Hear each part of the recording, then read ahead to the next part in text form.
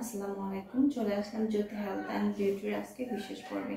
আজকে আলোচনা করব দগ্ধ রোগীর প্রাথমিক চিকিৎসা এবং সচেতনতা নিয়ে। আগুনে হঠাৎ করে কোনো ব্যক্তি দুর্ঘটনায় আক্রান্ত হলে সেই সময় আপনি কি করবেন কি করবেন না, এই সচেতনামূলক ভিডিও নিয়ে আজকের পর্বটি। তাহলে চলুন শুরু করা যায়।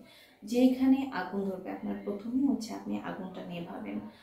তারপর হচ্ছে রোগীর যে জায়গাটা আগুনে পুড়ে যাবে সেখানে ঠান্ডা পানি দিয়ে কমপক্ষে 10 থেকে 20 মিনিট আপনি পানি ঢালবেন। এখানে কখনোই বরফ ইউজ করা ঠিক না, কেননা বরফ ইউজ করলে সেই জায়গার টিস্যুটা ড্যামেজ হয়ে যায় এবং ওখানে ব্লাড সার্কুলেশনটা স্লো হয়ে যায়। এই জন্য আপনি বরফ ইউজ করা থেকে বিরত থাকবেন। চেষ্টা করবেন শুধুমাত্র ঠান্ডা পানি দিয়ে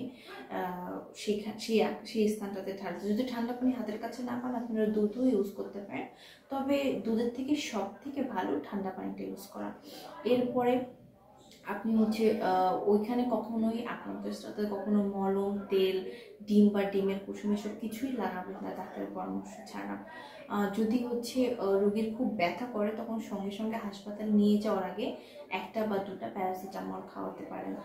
তারপর হচ্ছে রোগীর যেই জায়গাটা পুড়ে গিয়েছে সেই জায়গাটাতে আপনি শুকনো বা স্টেরয়েড কাপড় দিয়ে মুড়িয়ে বা পেঁচিয়ে রাখতে পারেন। এটা তো গেছে আপনার প্রাথমিক চিকিৎসা। এরপরে যখন হাসপাতালে সেই দগ্ধ রোগী ট্রিটমেন্ট নিতে থাকবে তখন আপনারা হচ্ছে ট্রিটমেন্টের পাশাপাশি রোগীর খাবারের প্রতি আপনার খুব বিশেষ করে লক্ষ্য রাখতে হবে। হ্যাঁ, আপনার খেয়াল রাখতে হবে রোগীর খাবারের জন্য প্রোটিনটা সব থেকে বেশি থাকে, প্রোটিন এবং ভিটামিন। কেননা হচ্ছে প্রোটিনটা আপনার যে জায়গাটা ক্ষত হয়ে গেছে বা পুড়িয়ে গেছে সেই জায়গাটা খুব দ্রুত ক্ষতস্থান পূরণ করতে সাহায্য করে। হ্যাঁ, আপনি যদি খাবারে বিশেষ করে দুধ, ডিম, মাছ, মাংস এগুলো রাখেন আপনার দ্রুত সেই ক্ষতস্থানের জায়গাটা রিপেয়ার হবে। এবং আপনার খাবারে বেশি করে ভিটামিন সি রাখতে হবে, কারণ আমরা জানি ভিটামিন সি ক্ষতস্থান শুকাতে খুবই হেল্প করে। আপনি যদি বেশি করে ভিটামিন সি রাখেন আপনার যে জায়গাটা পড়ে গেছে সেই জায়গাটা তাড়াতাড়ি রিপেয়ার হবে। একটা রোগী পড়ে যাওয়ার সময় তার হচ্ছে খুবই মানসিক ট্রমায় পড়তে পারে, সে মানসিকভাবে খুবই বিপর্যয় হয়ে যায়। এই জন্য হচ্ছে ফ্যামিলি মেম্বারদের সাপোর্টটা খুবই ইম্পর্টেন্ট। যারা ফ্যামিলি মেম্বার আছেন তারা যেন হচ্ছে দগ্ধ রোগীদের খুবই মানসিকভাবে সাপোর্ট দেন, তাদের পাশে থাকেন এবং সান্ত্বনা দেন।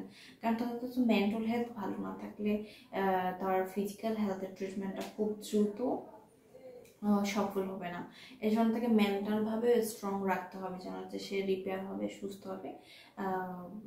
এইভাবে তাকে সাহায্য করতে হবে। একটা দুর্ঘটনা পুরো পরিবারকে বদলে দিতে পারে, তাই চেষ্টা করবেন দুর্ঘটনা যতটা সম্ভব এড়ানো যায়।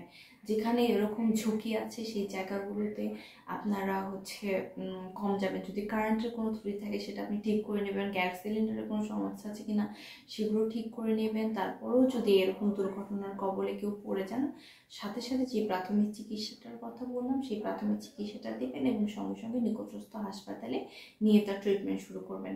আমার ভিডিওটা যদি আপনাদের কোনো উপকারে আসে এরকম স্বাস্থ্যসচেতনমূলক ভিডিও পেতে আমার চ্যানেলটি সাবস্ক্রাইব করে রাখুন এবং শেয়ার করে রাখুন। আল্লাহ হাফেজ।